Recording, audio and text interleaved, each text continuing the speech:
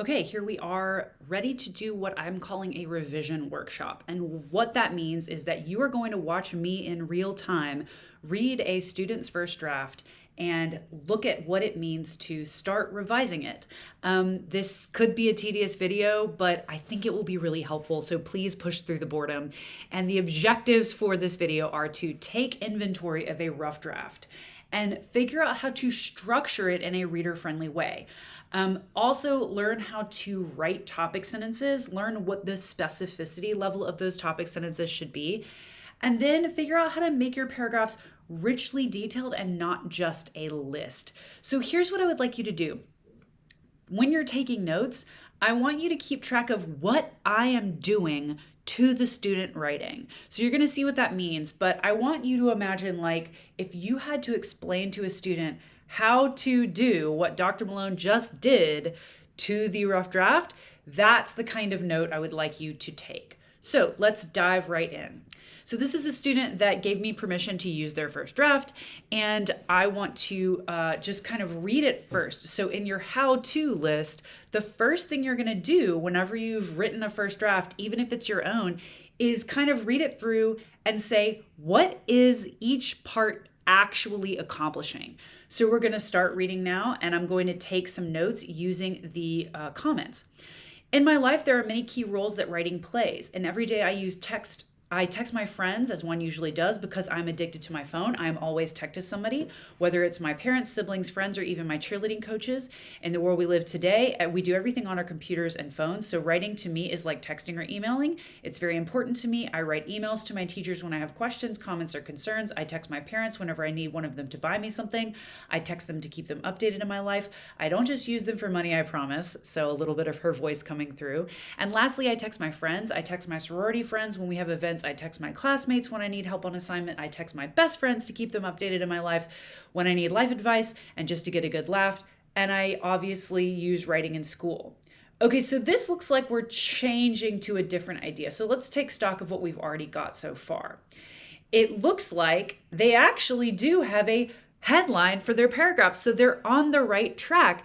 They are saying this is the headline, which is to say, in this section, we, the reader, are about to read about how this person uses writing in their everyday life. So the fact that they have a headline is great. However, it says there are many roles that writing plays, but it doesn't actually tell me what that role is. So a good headline is going to be specific and give away the main point of the paragraph. So if we actually look down to what this person is talking about, it seems as if the main thing that they're doing with writing is communicating with people in their lives. So what I would say is the way that you would make this a better topic sentence, a better headline for the paragraph, is something along the lines of, I use writing in my life to stay in constant communication with my community. That really is a great headline. It tells what's going on, and it tells exactly not just that you're about to give us the role of writing in your life, but it tells us what that role is, being communicative. Okay, so I'm going to go ahead and preview that this looks as if it's one long paragraph. And so part of the thing we talked about in our earlier video was that we want to not do that to our reader. We want to break things up into different parts and pieces so that our reader doesn't get fatigued. And so it looks like in this part, whenever we say that I use writing in school, obviously, we've been talking about their life, and it looks like we're about to transition into another topic. So I'm going to go ahead and give us a little space between those. So we have two different ideas. This is writing in our life, and this is going to be writing in school. And it looks like then when we start talking about ChatGPT, that looks like we're having another different paragraph, a different idea. So before we move on to talk about the rest of the student example, we've talked about how she can make a headline, a topic sentence, even more strong, which is to say, make it specific. But now let's talk about the actual examples that she uses to illustrate her point. So right here, we have what looks like kind of a long laundry list of things that she does to communicate and who she texts. And you could kind of tell while I was reading it, I kind of started going faster. I was like getting a little bit bored, frankly. It's not that what she says is bad or wrong. It's that I'm the reader and I'm not getting that much interesting stuff, frankly. She says she's texting her teachers, she's texting and emailing her parents, she's emailing her friends. Here's what I suggest. What if you actually say, okay, that might be true, but why don't you choose one example to give us a little illustration of what that might look like? So let's imagine that she says, I'm in constant communication with in everyday use, I text my friends, family, and email my school, let's just say stakeholders for right now. And then you say maybe something like, for example, you might find me at 12 a.m. sending a text to, I don't know, I'm going to use my own life because I don't know this person's life, to Rachel Evanson, that I don't know. Let's see. What is something that I would actually send to my friend at 12 a.m.? Well, if I was sending at 12 a.m., something's really wrong because I go to bed super early. So let's find me at, how about this? 4 p.m. Sending Rachel a voice note about how awesome Donald Sutherland is in the Invasion of the Body Snatchers movie that I'm watching, or as I'm watching. So, in other words, I give the readers a concrete image so that they're not just reading, I text my friends, I text my family, I text my mom, I text my dad. Show me what that actually looks like so that your reader can get a little interested. Now, I'm not saying that you're terribly interested in the fact that I'm sitting on my couch at 4 p.m. watching Invasion of the Body Snatchers from the 70s and that I really like Donald Sutherland. I have a huge crush on Donald Sutherland. I think he's dead. But anyway, you get the point. You actually want your readers to not just sit there reading a laundry list of the things. You want them to see something interesting. So I challenge you not only to make a headline, a topic sentence that is specific and actually tells you what that role of writing is in your life or what the main point of the paragraph is and gives away the details, gives away the big idea, but your examples that you use are richly detailed and actually may be interesting. It shows the reader something that they can picture in their mind as opposed to just a list of different things that might get a little bit boring to read. Here's the thing. It's not wrong that she started off with this list. The problem is that you want to take your first draft and polish it up for your final draft and make it even better. So, moving on to the next part. So let's talk about, let's imagine that she did the same thing here that she did here. So she has, I use writing for school. And so we can say, if we were going to continue on, we might want to say, improve this topic sentence by explaining exactly how she uses writing for school. Kind of give me that. And then maybe we also want to say, she gives us, please give us a concrete example of what it looks like for you to do this in real time so that the reader doesn't get bored. Okay, so great.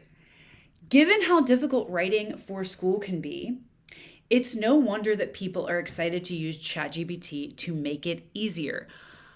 I want to say that I really love something about this paragraph, and that is that it transitions and it creates a clear connection between her talking about writing for school and moving into something else that she's about to talk about, which is generative AI. Because before here, we only have information about how she uses writing in her life, how she uses writing in school, and now it seems like we are moving towards talking about something else. So what I want to say is this is I like this transition, or I like the idea of transitioning from one idea to the next so that the reader knows where we're going. So remember, we're leading them into the next room as if it's a blueprint in our larger essay.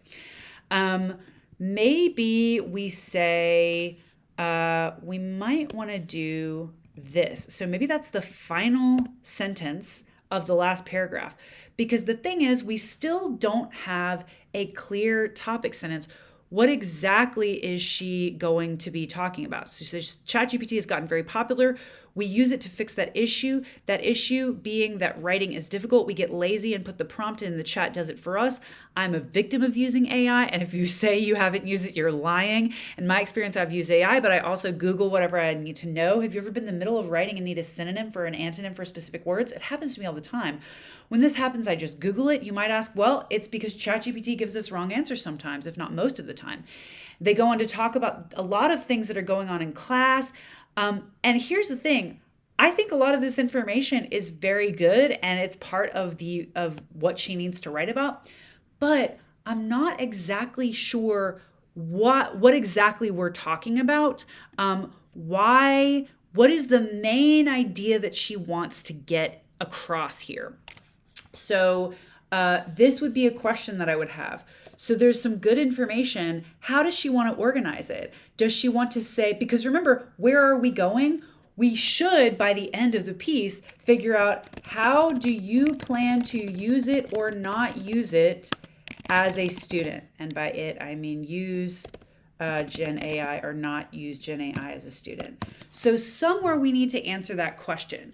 So there's some work to do whenever we're trying to say, okay, there's a lot of good information here. Maybe she wants to talk about some positive things about ChatGPT. Maybe she wants to talk about some negative things. Maybe she wants to pose, maybe she wants to start by saying, as I reflect on whether or not I will use the tool, I have to admit that there are a lot of problems with this technology. And then maybe she goes on to talk about all the problems. And again, we have this transition here, and then we move on to this this topic sentence that gives us a little bit more information. Okay, so that was a lot, and we've moved kind of quickly. But to review, we have looked at all of our information. We've kind of made some paragraph distinctions. Within the paragraph, we've said, what are we doing here? And if there's a clear, coherent group of things we're doing, we've put a topic sentence there, which is our headline for the paragraph, and we've made it very, very specific. And then we've gone in and we've said, actually, let's make sure that we have a very specific and detailed and illustrative example within each. And then we've looked at different paragraphs where we say, maybe there's a lot going on in this and it's not clear exactly what I'm saying. And so we want to say, well, what do I want to say?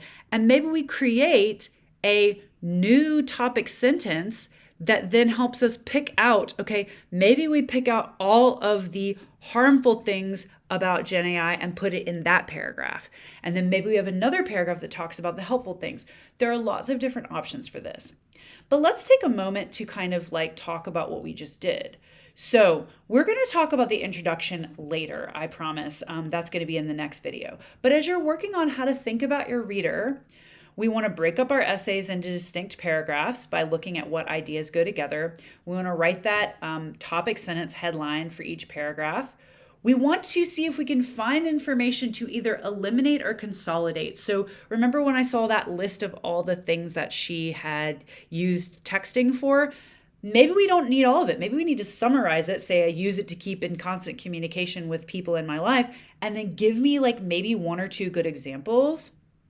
And also, finally, we want to see if we can find really concrete examples. So things that people, when you write about it, they can see it actually happening in real time. So here are the ways that you might look at your own revision and essay and improve. If you have a tendency to catalog ideas, meaning just like put a bunch of ideas down in a row and not do anything, your main problem, or sorry, it's not a problem, it's a normal thing to do. I do it all the time. Your main work now is to organize those ideas. You want to look at what you've written and actually say, how can I group all this together so that it flows good for a reader? What's the best sequence that I can use to put all of this stuff? And you want to continue and even get better at using detailed, rich examples of the points that you make. Instead of, I use writing to talk to my friends, you want to say, I use writing to feel connected to my friends even when we don't live close. So, right, here's a kind of okay headline topic sentence. Here's a great headline topic sentence. And then here's a really good example. I keep talking about Rachel and I keep talking about all the stupid stuff that I'm watching because apparently all I do with Rachel is talk about what I'm watching. I text Rachel paragraphs of stupid commentary I write while I'm watching old Star Trek episodes, and I send a good night text to Kelly, who is having a hard time right now and needs support. So those are concrete examples, and those are things you can do. So I want you to stay tuned. We have one more video, and that's about how to write that introduction and how to write that thesis statement.